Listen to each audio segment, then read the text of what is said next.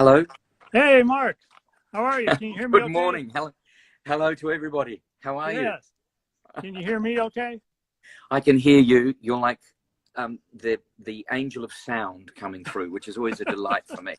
Anything technical is a genius moment, and luckily my daughter-in-law has helped me get all this organized. So it's fantastic. So great to be here. I can't believe it. It's amazing. Well, she's the real angel to help you through all of this. That's right. let me tell you, she is the angel. She's right here, and she's been doing such an amazing job. So we're really pleased. Yeah. Oh, that's awesome. It's really early for you, though, isn't it? Oh no, it's early for you. It's 4 p.m. Sunday here in Nashville, Tennessee, right now. All right. So I guess, no, that's fine. Timing. It gets confusing. Anyway, there we go. So it's great. 9 o'clock this morning is fine. The plumber's going to come at about 9, so there'll be a little bit of he'll go through and do what he has to do with regards to the leak that we've got, so life goes on amongst this unbelievable COVID-19 thing. I know you all are safe and everything. Yes, we are. Thank you. And I hope all the fans and everybody out there, and yourself included, Chris, are okay. Everything's all right your end, yeah? Yeah, very good, very good. Now, there in New Zealand, do you live anywhere near where some of the scenes were shot for The Hobbit? Did you have a long commute or anything? Yep. There's one literally, I think about, it's on the way to Blenheim. It's over the bridge, the river, where we had the barrels in it, which is literally, I think about 69, maybe 70 kilometers from here. We used to go there from staying here in Nelson, travel by van all the way out, get into our outfits, and then get into barrels in the river, which was unbelievable. It was fantastic, floating in these barrels with balancers in the bottom. It was like schoolboys on holiday. It really was. And going down, and the worst offenders were all in their barrels trying to nudge each other out of the way, including Richard Armitage. It was extraordinary. Jed was in his bliss, in the barrels, and as was Graham McTavish. Yeah. And Adam was doing his, oh, isn't this exciting? And and Stephen Hunter, of course, and all the Kiwis were there, and of course, even Ken Stott was there. I don't know if Ken actually got in a barrel on the actual river. I think his stunt man, his stand-in, got in the barrel in the river. But everyone had the best time. But that's that one. And I believe they did some more filming somewhere up towards Motueka, which is over the other way, which is sort of northwest of where we are. So 2 of those. And the barrel shoot was many days, wasn't it? Many days to shoot. The barrel shoot actually on the river was about 3 days. But we had a whole river run that was built in the studio, which was in Upper Hutt in Wellington. And that was like a Disney ride. That was even better. That's when it all got crazy. You had grown men, average age probably 40, who were like teenagers in a fun ride at Disneyland, roaming around this huge chute powered by 2 V8 diesel engines in the water. Wow! Just like a speed, pushing the water. Yeah. Jet boat. They were 2 jet engine boats, basically, engines, and it was so much fun. Oh, and we were there. They were there for a week. I was 3 days on that, and that was fun. They found a way of making the barrels go faster and slower and knocking someone out of the way. I think we got a telling off at one point from the director, the assistant director, the first AD, for being very naughty. We were naughty. We were so bad. Some worse than others. Jed Brophy usually led the badness, and then McTavish just followed along because he doesn't ever instigate anything. He always blames someone else. Yeah, and Adam Brown just goes, "Ooh, it was nothing to do with me. It was him." and then you had the Stephen Hunters and the James Nesbitts and and the Aidan Turners and the Dino Gormans, who were just like, it was like being back at boarding school. It was like being let free from our adult life to do what we wanted in the water, and it was fantastic. But why did the actors call you specifically Dori that fussy dwarf?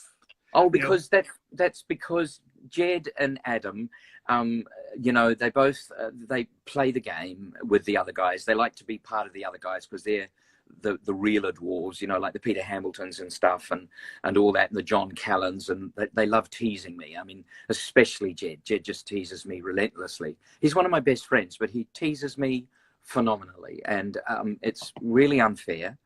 And so they all ganged up on me all the time. They ganged up on me the whole time. In fact, I was rescued many a time, even by Richard Armitage one day, who came to my assistance.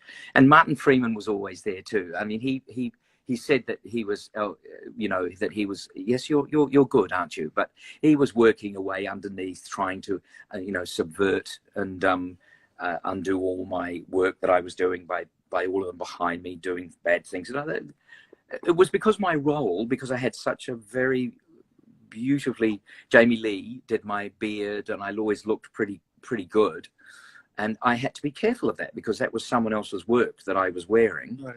And I had to be careful of that. And Don Brooker's prosthetic, I was aware of the of how careful I had to be with the wigs and my prosthetic, making sure that it was all looking good for the takes.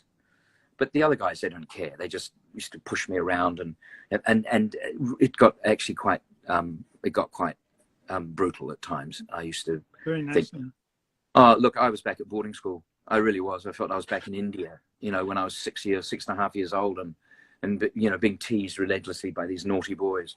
All in all, though, gosh, it was fun. We had such fun, all of us together. We were taking care of the prosthetics and the hair. Was that the hardest part of, you know, Dori's costume and everything, or? Well, some had worse than me. I mean, I think poor old Stephen Hunter had the worst of it all because he had an enormous amount of hair, but he also had the fat suit and with the fat face and the prosthetic that went down here. And honestly, so much of it was with all the costumes and the weight and everything was quite unbearable at times. And Peter Hamilton probably had the same. And John's was pretty. John Callan's was quite extraordinary too. And we would spend, some of the guys were 2.5 hours getting ready in the morning. So 4:30 you'd rock up, get into the chair. Don would put the prosthetic on, and then we'd have 10 minutes to rip off to breakfast, to squeeze a bacon sandwich in, and then come back straight into the chair where Jamie Lee would then get to it and start attaching the beard. And of course, I have a very sensitive skin, so it was really hard to find some way without my face erupting with the hair, and it would still itch like crazy. Towards the end of the shoot, I remember one of the stories was that honestly, it was so irritating, the hair on my face. So like wearing a beard or a moustache, I grow my own because it's much easier. And anyway, I went outside. There was a big raging tornado storm raging in Wellington outside the studio in Miramar where we were, and I went out just to get some air to blow through my wind because that sort of calmed everything down. I fell asleep outside the door, and Pete came out and apparently saw me and took a photo and said there are people lining up to try and get jobs at the moment, which was a little bit embarrassing. But anyway, there you go. Well, you know, we know from the books that Dori, Nori, and Ori are all brothers, supposedly same mother, different fathers. Different father. You guys, yeah. You created a real backstory about the three of you just to relate? Well, I think this is why Jed and Adam used to get a little bit miffed off, because I'd always say, now, what's the backstory here, fellas? And they said, oh, God, do we have to do this? But both of them, at the end of the filming, came up to me and said, I'm so glad we had backstory. Jed's backstory for Nori was that he was a thief, as we all know, because that's what he was very good at, and he left home because of the constant fussing and you know, being told what to do by Dori, and Ori wasn't young enough to leave home, so he stayed home. Nori went off to steal things, and then came back when he heard all about the fact that they were going back to Erebor to get the gold. Oh, I can steal some of that. And of course, I wasn't terribly happy about going off to find the gold or Erebor, for the simple reason that I wanted to care for my brother Ori, who was very young. He was only about 130. Jed was 240 and I was 320 or something in dwarf years. And we'd worked that out, and this is how old we were. Our mother was extraordinary. She was amazing, and I think she died, and we lived in the same house. But I think eventually, I asked Nori to leave home because he was being such a bad influence on Ori, and I didn't want Ori to go on the same route that Nori had gone on. So we organised that, and then they would both gang up on me and pick on me, and then and that's where it all started, and that eventually spread into the other dwarves. So that's how it all happened. By me being so careful and worrying and caring for my two brothers led to my abuse. Really, it was abuse. I had a year. You said some folks came to your rescue, but they didn't seem to come to your rescue when you went back into the studio for shoots and you were wearing your naval outfit. And I got such an outfit. Yeah, well, because I was in the Navy. They called me up to go in and do an interview, and I was at work because I was doing I was creative director for the 75th anniversary of the Royal New Zealand Navy. So I'm at work in my uniform, and so we need to pick you up now to bring you to this. Well, hang on, you know it. And of course, the leader of all that was McTavish, of course. Oh God, and Nesbitt. Oh look, he's in his uniform. What the shit? And you know, all that sort of bravado, which was fine. I mean, that's what happens, and that's what happens with all of us. I mean, the worst, the whole thing was so like being back at school. The bag end, the food fight, which so many of our fans, I'm sure, would have seen on behind the scenes. And quietly it's really odd, isn't it? Quietly in the background, there's Aidan Turner just stirring the pot. You could see that, And here's this guy who's 3-time Irish national ballroom dancing champion, 3 times. Not everybody knows that. And he paints, and he acts. He does everything. Oh yeah, Mr. Multi-Talent. But stirring the pot. There were all these guys that were just like saying, "Oh, Mark, how lovely to see you this morning," and in the back they're just stirring the pot. Very difficult. Or bragging that they didn't have to wear prosthetics or anything. Yeah. Like that. Well, that used to annoy everybody because we'd finished the wrap for the day, and Turner would rip off to his caravan. Had no prosthetic at all. I think he had a little nose or something that was here. And he was gone in 2 minutes, where the rest of us were like half an hour. Peter Hamilton, of course, gilded the lily, and he was there for nearly an hour afterwards, just trying to, I'm sure, earn extra dosh, by overtime. Right. I think and John Callan would turn his jazz on, which annoyed the crap out of everybody. Not that I don't like jazz, but John's would have it so loud. And then the really annoying thing is that Hunter and O'Gorman and Turner were mad on games, video games, and they would play, and they'd be yelling and screaming when a lot of us would be doing preparation to go on set to be the role that we had to be, and they'd be just yahooing about in Trailer Central, and that was very disturbing. I mean, goodness knows how poor old Richard Armitage prepared himself as being the leader to go into battle, and all those lines, and of course Martin Freeman was there too. He'd sometimes pop in to play with them, unbeknownst there was a back door that he went through and he'd be yelling and screaming, and so there was lots of undermining. It was disturbing, but wonderfully enlightening at the same time. I don't know if you can have those two together, but you can. It was wonderful, and this happened. Wonderful. It was great. Yeah. It was great. And when we post this interview on our blogofthemarines.com website, I will include a link to your charity of choice, which is the City Mission of Christchurch, New Zealand. Why is that charity important to you? Well, You know, for about 4 years, I used to be the MC for their lunch. They had a big lunch, and one of the famous chefs would come and cook a lunch, and people would pay, I think, about $150 to come to the lunch, and all the money would go to the City Mission. And, you know, it costs $10,000 a day to run the City Mission, and they look after an incredible amount of people that are homeless, that have issues with their health. And they do the most extraordinary job. I mean, the same for City Missions and Salvation Army and everybody that looks after the underprivileged and poor and needy people of our cities. And this one is really important to me because you know, a lot of our entertainers go there and support and do lunches and all that sort of thing. And I think for them to get anything that would help, especially through this, after this COVID-19 lockdown thing, for any funds that, and it is funds. It's not just about, they get a lot of food donated, they get a lot of things that are donated, but it's the cash sometimes, because a lot of people, I mean, there's the administrative staff work, that's their job.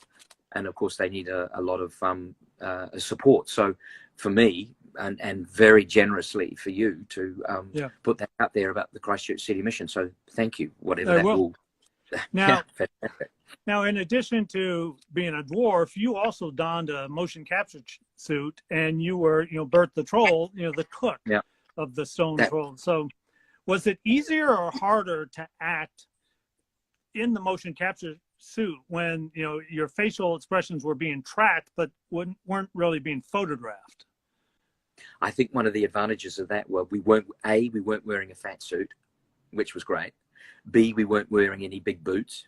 C, we weren't wearing any prosthetic. 4, no hair.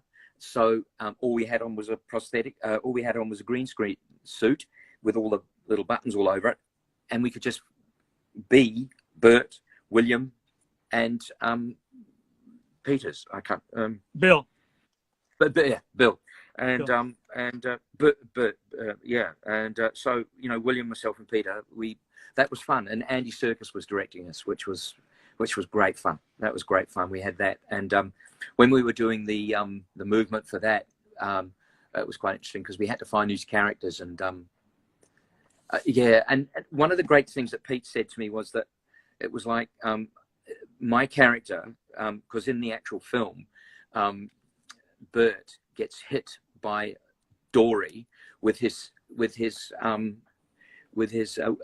you know, slingshot, you know, the whip with a bolus, with the bolus. And so Pete said, this is the best example of self-abuse I've ever seen.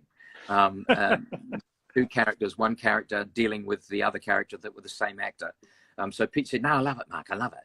It's the only bit of self-abuse, you know, which is great. So once again, not only were the boys teasing me, but I was teasing myself. That's awesome. Are you up? You still there, Mark? Looks like we lost.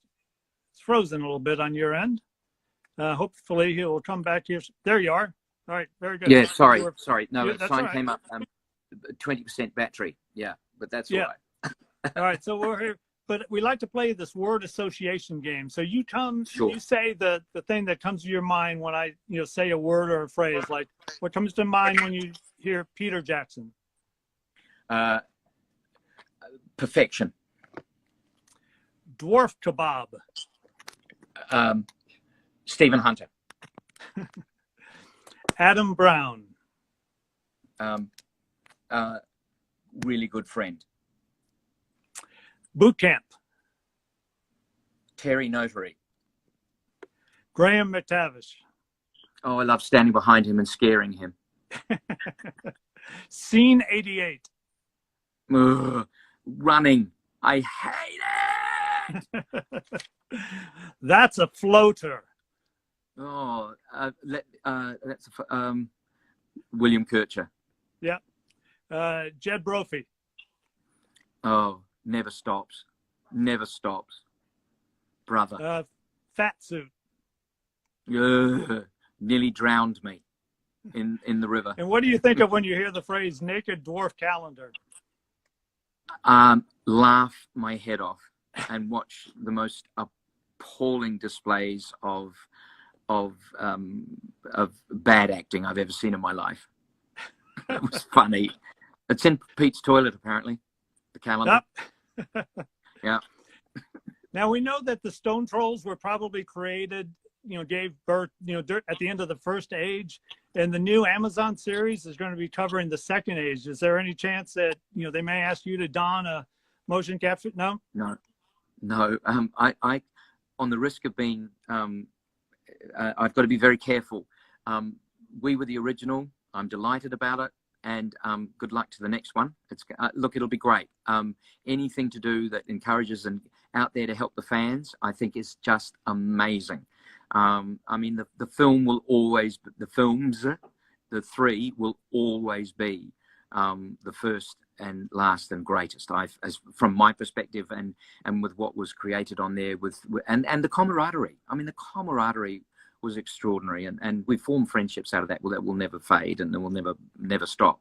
So to me, that's the how should I say, that's the peak that I am at. But anything that tells the Tolkien story, out there, fantastic, and good luck to that. Whoa, I wish I could be in it, but in a way that would sort of, I think, take away the gloss of what we did on the three films, and that was an extraordinary adventure. Well, and speaking of the three films, speaking to Dori, what kind of advice would you have for someone to get along with his brothers? Well, if Dori had to say something, just don't argue. Just listen to what I'm saying and don't disagree. It's as simple as that. You don't have to do anything else. Just agree and do what I say. That's it. You have to have a bit of autocratic, discipline. Otherwise, I'll whip you. That's what I used to say to Ori all the time. Pull him by the hair and follow me. Don't go off and become a thief, because you won't. There will be no advantage to being a thief. That's the advantage. Yeah. If people want to get on, self-control. That's what I reckon. Self-control. Just make self-awareness, self-control, self-belief, self-desire, and above all, respect. Total respect for those you love. That would be it. I think that would be it. Yeah. And these days everybody's staying home and cooking. What would Bert, the cook, say is his favorite dish to prepare for his? So easy. Lemon polenta cake. Really? Lemon polenta cake. I love it. Lemon polenta cake. Yeah. And I've got the recipe. Yeah, it's lovely. And in the oven, and 20 minutes, then you make the syrup, and that goes on the top once you put the holes in it. Oh yeah, lemon polenta cake every time. I'm loving it. Loving it. I live it. Excellent. Well, just a few more questions. I understand. Yeah, go, mate. I've got all day. From your Instagram account, I saw some very cute photos of you and your grandson. Are you a new grandfather? He's right here. I'm actually going to show my grandson Tom to everybody because he's right here, and I'll get my daughter-in-law to hold the phone so I can have a hold, because I love holding him. Hang on. Let's see if we can do this properly. There he is. You got the phone? Here we go. Oh, look, here he is. I've got him. Here we go. Hello, Tom. He is. Hello, Tom. Who's that? Who's that? Say hello. Hello, Tom. Yeah. He makes me so happy. Is he your first grandchild? He's my second grandson. We have Campbell, who lives in the States, and we have Tom. And okay. He's absolutely my favorite little man. And I shower and bath with him every night, which is wonderful. And read him stories. Don't I? And make silly voices. Hello, little man. What are you doing, little man? What are you doing? Yeah, look at what the people do. Hello. Oh, look, I'm getting the touch. Oh. And I'm getting the touch. I love it. I love him. I love him to bits. Look, and you're getting a smile. Oh, that's great. Who's that? Well, I've got two granddaughters. What is your grandfather name? My grandfather's name's Gramps. Gramps? Okay. Gramps. And there's Granny. Granny, come on over here. Granny, come up. Gramps and Granny. Run away. Yeah, Granny's run away. She's not great. But we are so proud of my daughter-in-law and our son. They've given us such a beautiful little boy. And he's smiling away. I'm loving it. I'm loving it. I'm loving it. Ooh. You can see why my whole day is spent with this little man. Oh, and sure. And it's just, we have the best fun. And reading stories with him is just absolutely the best experience. Well, you've been doing, you've been creating stories, haven't you? You've got a new audio book called Tall Tales, children's stories. Tall Tales, which is great. It's a friend of mine, Dean Smith, and I did it a few years ago. And suddenly in the COVID-19 lockdown, we thought these stories should be out there, and they're great. They have a little Kiwi spin on them, which is really fun. And I did all the voices, all the voices on the because I love radio. I love vocal work. It's there's something about it. You can make the strangest, funniest faces when you're doing microphone work that doesn't get seen. You can't do it on a film. You can't actually have your face in a very strange position to do a voice. And I love doing it. He's encapsulated with you, Christopher, which is wonderful. But yeah, love it. Voice work is something that, and you know, and that's, I think something, you know, and you can't, you know, voice work is great, but especially experienced professional voice work is something that you grow into and you learn, and you're able to do so many different things with your voice. And I love it myself personally. I mean, I love playing characters in films that have got voices and all sorts of things. But you know, I don't know. In the end, the reality of life is always there, and this is my reality at the moment. So I'm very lucky. I read that the stories have a bit of a Kiwi twist. So what's an example of a Kiwi twist? That's not a new dance phrase or anything, is it? One is the trolls, which is really interesting. Which is, you know, the three little goats on the bridge. What's it called? Billy Goat's Gruff. And Billy Goat's Gruff, yes. The actual troll is a taniwha, which is a Māori word for a spirit under the bridge, a monster under the bridge. And so that's got the Kiwi spin on it, and the Billy Goat's Gruff have three very different voices. I mean, one of them's, "Oh, you can't do that. That's really naughty." And then there's a young one, there's an old one, "Oh, I don't care what you say," you know. And it's all that. Oh, look, it's all silly stuff, but it's very, very good. And I guess what I like about it is it's when they play to younger kids, like when Tom gets old enough to understand what's going on, he'll hear the voices, and to me that's so beneficial to their creative brain, as opposed to perhaps just a device.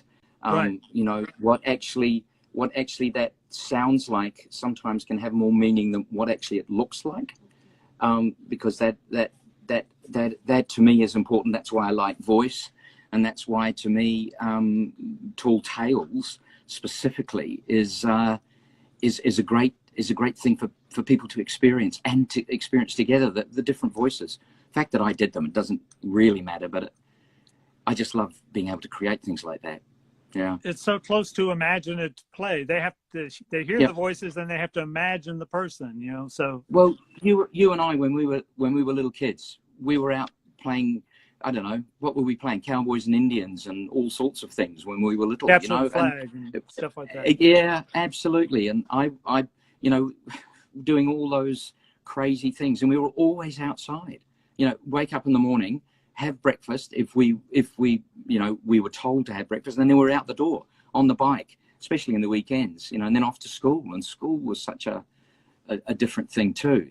Boarding school was a little different, I have to say. But no, it's wonderful. I mean, I think Jed and myself are like that still. And although I noticed of late he's been spending a bit of time with Graham McTavish, which really makes me, you know, I get very jealous about that, because I think them out hiking in the wilderness. You just wonder what's going on. No, it's very disappointing, because I just know that's all about, like, he just, you know, he just, I don't know. It upsets me a little bit, but there you go. But I'm always there for him. I'm always there for all of them. Auntie Dori is always there for any of them whenever they ring. and especially for Adam. Adam, if you're watching, if you're looking, I'm there for you constantly.